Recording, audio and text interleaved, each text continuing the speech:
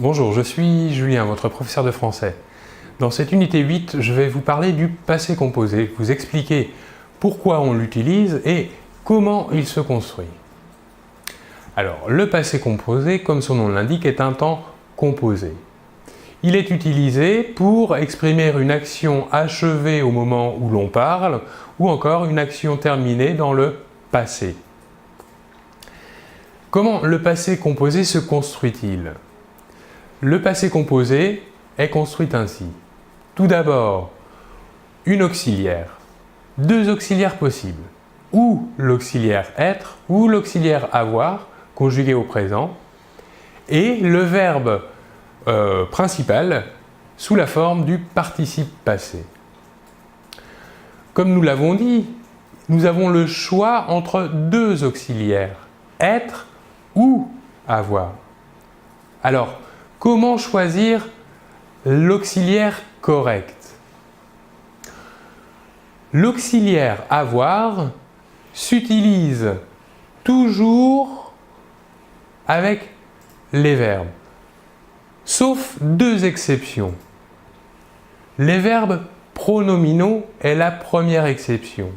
En effet, avec les verbes pronominaux, nous utiliserons l'auxiliaire être. Deuxième exception, nous utiliserons également l'auxiliaire être avec les verbes de mouvement. C'est une liste de 15 verbes qu'il faut mémoriser. Cette liste de 15 verbes est la suivante. Aller, venir, arriver, partir, retourner, entrer, sortir, monter, descendre, passer, rentrer, naître, mourir ou encore tomber. Et tous les verbes dérivés de ces verbes de mouvement. Parmi ces verbes de mouvement, nous avons 5 verbes qui peuvent se conjuguer avec l'auxiliaire être, mais aussi avec l'auxiliaire avoir. Ces 5 verbes sont monter, descendre, sortir, entrer ou encore passer. Voilà pour le choix, comment choisir entre l'auxiliaire être et l'auxiliaire avoir. Voyons maintenant comment on utilise le participe passé. Comment cela fonctionne? Le participe passé va s'accorder avec le sujet seulement si l'on utilise l'auxiliaire être. On ne accorde pas le participe passé du verbe principal avec le sujet si on utilise l'auxiliaire avoir. Voilà des exemples où le participe passé s'accorde avec le sujet. Elle est sortie à 5 heures. Ici, le verbe sortir, qui est un verbe de mouvement, est donc conjugué avec l'auxiliaire être. Le sujet du verbe est elle. Elle est le pronom singulier féminin. Nous accorderons donc ici sorti, le participe passé, avec le sujet. Du fait, nous ajouterons un E à la forme du participe passé. On continue avec notre exemple. Et elle est rentrée à 10 heures. Même chose. Ici, le verbe rentrer est conjugué au passé composé. C'est un verbe de mouvement. On utilise donc l'auxiliaire être. Nous accordons donc le participe passé du verbe rentrer avec le sujet elle. Nous ajouterons donc un E à la terminaison du participe passé. Une petite exception. On accordera le participe passé du verbe principal si le complément d'objet direct est placé avant le verbe avec l'auxiliaire avoir. Un exemple.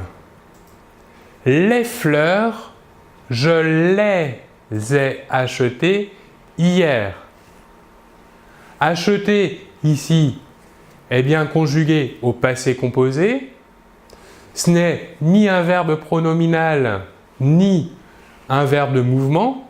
On l'accorde donc avec l'auxiliaire avoir. Le complément d'objet direct, ici sous la forme du pronom les, est bien placé avant le verbe. Nous accorderons donc le participe passé acheté avec le complément d'objet direct les, qui représente les fleurs étant pluriel féminin. Nous ajouterons donc à au participe passé la marque du pluriel féminin ES. Je vais vous expliquer maintenant comment l'on construit le passé composé, comment se construit une phrase au passé composé à la forme de la négation. À la forme de la négation, la structure de la phrase sera la suivante. Nous aurons tout d'abord le sujet, suivi de la première partie de la négation ne. Ensuite, en troisième position, nous aurons l'auxiliaire. L'auxiliaire sera suivi de la deuxième partie de la négation pas. Et enfin, en dernière position, nous aurons le participe passé du verbe principal. Voilà donc un exemple. Je n'ai pas étudié avant-hier. Ici, la première partie de la négation ne, on supprime le E et on ajoute un apostrophe car l'auxiliaire commence par une voyelle. Et remarquons aussi que nous ferons la liaison entre la deuxième partie de la négation pas qui se termine par un S et le verbe principal au participe passé qui commence par la voyelle E avec un accent aigu et. Nous prononcerons donc « Je n'ai pas étudié avant-hier ». Voilà pour cette explication sur le passé composé. Je vous remercie beaucoup de votre attention et l'on se retrouve très bientôt. Au revoir.